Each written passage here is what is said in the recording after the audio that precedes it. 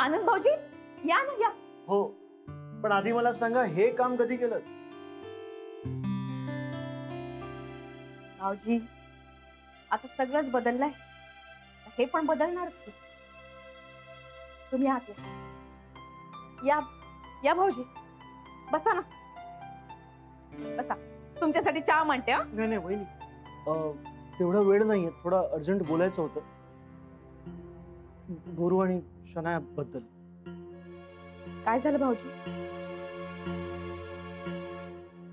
तुम्हाला कल्पना आहे का त्या दोघांचा पॅचअप झाला याची? हा. तरीच दोघे जण ऑफिसमध्ये फ्रीली वावरत होते, जणू काही झालंच नाही. आणि आज बाहेर जायचं प्लॅनिंग करत होते, तेही सगळ्यांसमोर. आणि असं वाटत होतं की ते मुद्दाम करत होते, हे दाखवायला की even after all this we are together. जाऊ दे ना भाऊजी, आपण दुर्लक्ष करायचं. काय वागायचं ते वागू देत त्यांना. खरंच गुरुला कसलीच पर्वा नाही. खरंय तुमचं. फार शोभा केली यांनी, माझी, अथर्वची आणि स्वतःची सुद्धा. बाहेर पडायला वाव नाहीये. सगळ्या लोकांना सगळ्याला आता विषय मिळालाय फक्त. तिथे ऑफिसमध्ये पण चर्चा चालू असते त्या दोघांबद्दल. भाऊजी, मला ना आता कंटाळा यायला लागला या सगळ्या विषयावरती बोलायचं. मला आता असं वाटून राहिलं, काय घडायचं ते घडू दे, जे होईल ते स्वीकारायचं आणि त्याला सामोरं जायचं, बस.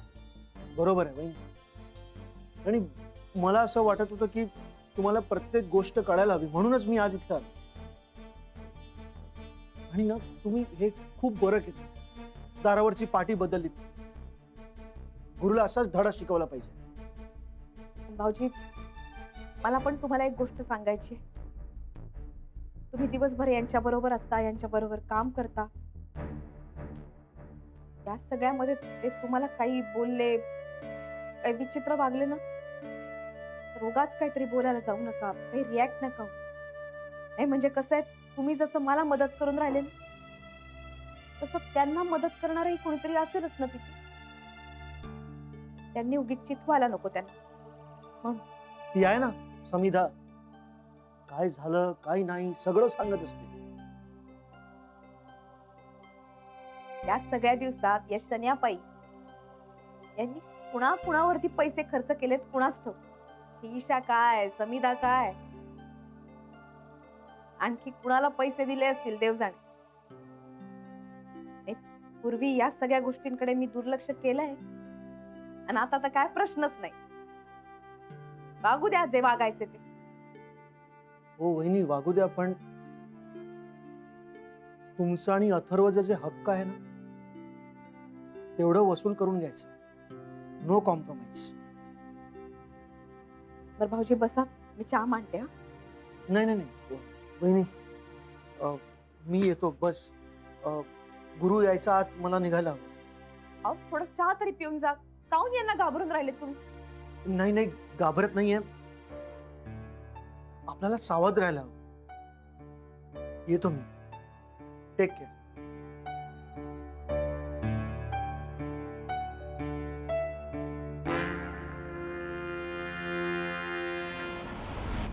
Advocate was like really brainy. तुला लक्षात आहे ना सगळं काय काय बोलायचं राधिकाला? हो हो, तू जरा शांत हो, पण आता नको, इथे नको. अरे काय ते नको, चल ना लवकरात लवकर तिला घराबाहेर काढू, म्हणजे एकदाच आपल्याला जाता येईल तिकडे. प्लीज. हो, आपण करू सगळं, फक्त आता इथे एवढं मोठ्याने बोलू नकोस. तरी तुला माहितीये ना राधिकाचे किती डिटेक्टिव्ह आहेत, कोणाकडून जर तिला कळलं ना तर प्रॉब्लेम आहे. त्यामुळे जरा हळू बोल. हा, घाबर फक्त. घाबरायचा प्रश्न नाहीये. तुला एक गोष्ट लक्षात आली आहे का, या राधिकाच्या आजूबाजूला हे सगळे तिचे चमचे असतात ना, म्हणून ती जरा जास्त शेफारली आहे. या सगळ्यांमुळेच ना अशी शिरजोर झाली ती, हे सतत कान भरत असतात म्हणून. शिरजोर वजदा. ती सोडते महत्वाचं आहे का? आता आपण फक्त एकच गोष्ट केली पाहिजे, राधिका एकटी असताना तिला गाठलं पाहिजे. नाहीतर हे आजूबाजूला असतील ना, तर ते तिचे कान भरतील आणि तिला सपोर्ट मिळतोय हे पाहिल्यानंतर ही अजूनच शेफारेल, तिला अजून हुरूप येईल. काय हुरूप, काय बोलतोस तू?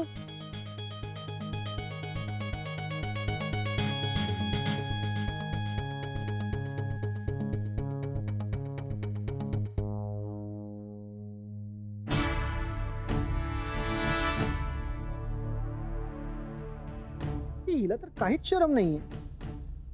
गुरु, तुझ्याकडनं मी कधीच ही अपेक्षा केली नव्हती. Never. Guru, you R hopeless.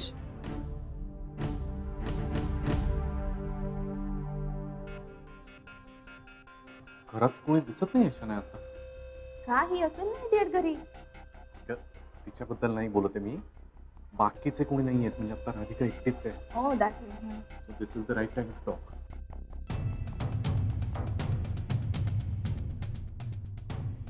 Radhika,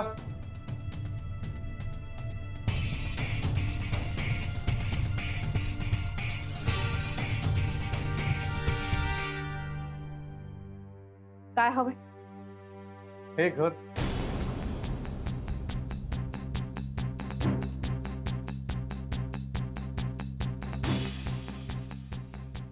हे घर हवंय.